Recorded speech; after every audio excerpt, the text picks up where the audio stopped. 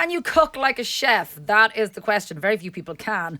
But that's all about to change thanks to Mark Moriarty and his brand new series kicking off tomorrow night on RTE1. And he has popped in for the chats. Good morning, sir. Great to see you. Likewise, loving the new studio. It is good, isn't it? It's nice and bright and lively. Very nice. That is our thing. We're here to brighten up your day.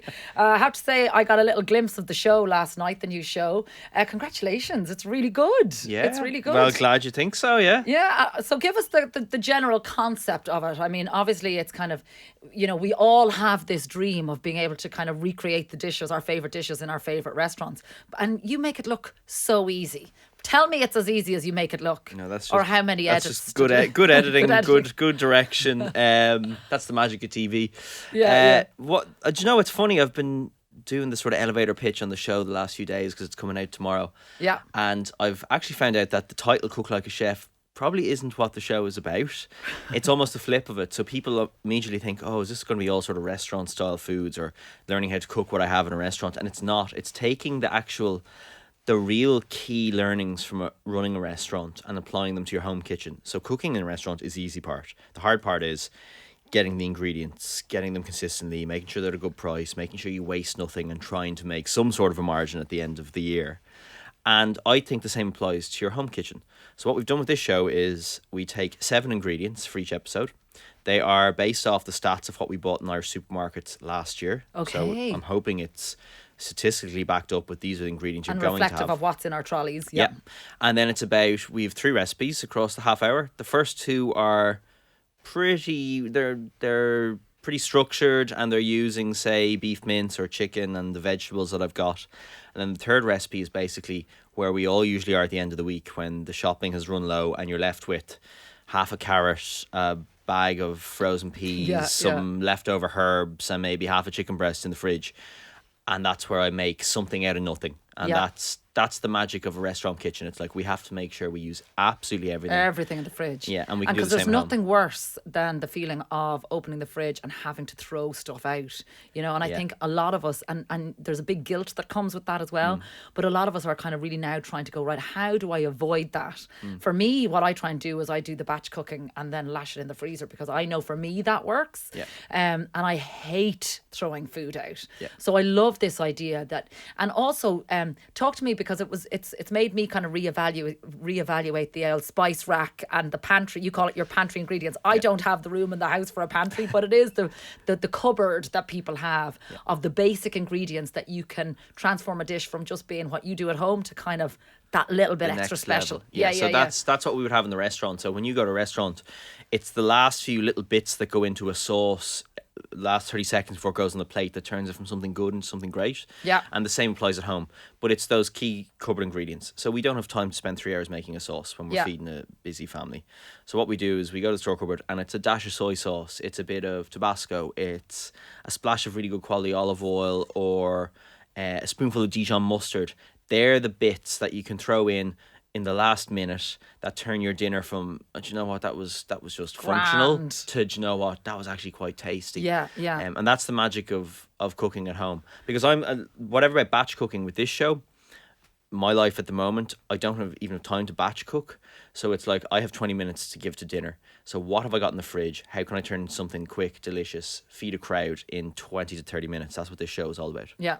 For example, last night you had your general mince beef that we have. You had onions, garlic, mushrooms, and puff pastry, and then you kind of Bit of cheddar cheese as well. Cheddar cheese. Well, there's always grated cheddar cheese. cheese, Anybody who listens to this show will know that there is always cheese in my fridge. That was what I learned from the stats. That is one of the biggest sellers in Ireland is grated red cheddar cheese. Oh no, I can't buy the grated. Yeah. I have to buy the block and do it myself. Yeah, love the bit of cheddar. But again, staple ingredients, and then you did 3 different versions of it. But what I loved, and again, little tip that I knew, I'd always put my onions and garlic in the frying pan and then lash the meat in. And you were like, no, cook the meat on its own first and then come back to it later. So you just brown the meat. I never knew that. I onions, garlic, and then I lash the mince in. That's one of the key tips in this show, and so I've been doing it wrong for 20 years. The more colour you can get on your mince, the better the flavour of the dish is going to be. Don't mind adding all the fancy ingredients. If you haven't browned your mince properly, you ain't going to have a good bolognese sauce or a good chili con carne. And it's just that extra patience of that extra 3 minutes to let it go from, when it goes grey and it's boiling and there's steam. Yeah. And that's when everyone starts lashing in the tomato sauce. Yeah. Just wait 3 more minutes. Let that water evaporate. Let the oil come back into play. Let it go brown, and you'll be surprised at how much more flavour you'll have in your finished dish. If I learn nothing else, I now know how to cook mince. I'm delighted with myself. Come here. What's your one hero dish that you go back to every time?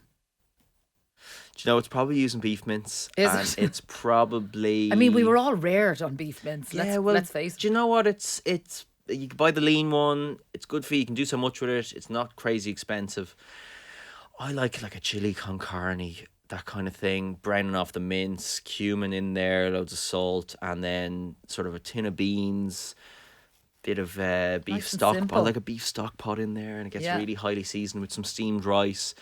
And maybe a dollop of sour cream or an avocado if I have it. That's midweek now. If I have half an hour to spend on dinner, that's what I'll feed 4 or 5 people with. So time for you and time for most of us, it is a really important factor because it is off-putting for a lot of people. If people think that, cooking is going to take them time, they'll just lash something into the microwave.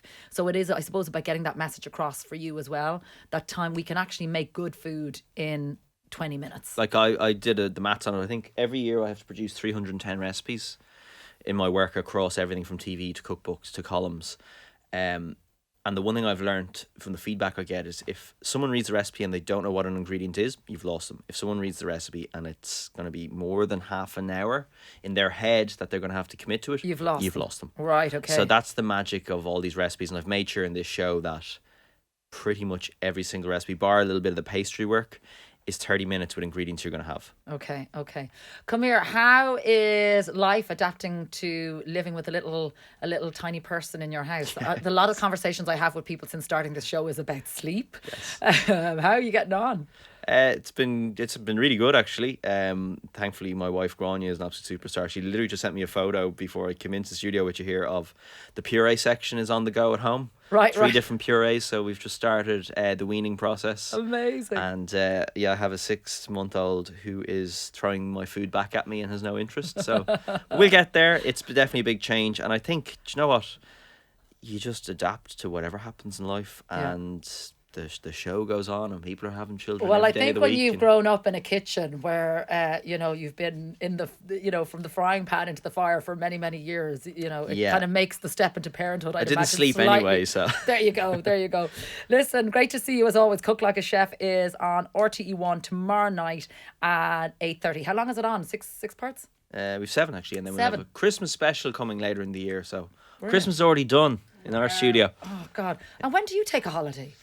We went away a few weeks ago actually. We went to Spain for a couple of days, and it was actually one of the best holidays ever. First one with the little one. So. And when you go away like that now, are you Googling restaurants? Do you know where to go, or do you not care what you eat There's on holidays? always someone wherever you're going that you'll know through the industry, and you'll just go, send me the list. Okay. And then it's like, get to the hotel apartment, Google the list and see what's closest. And you know what, with the little one, it was lovely.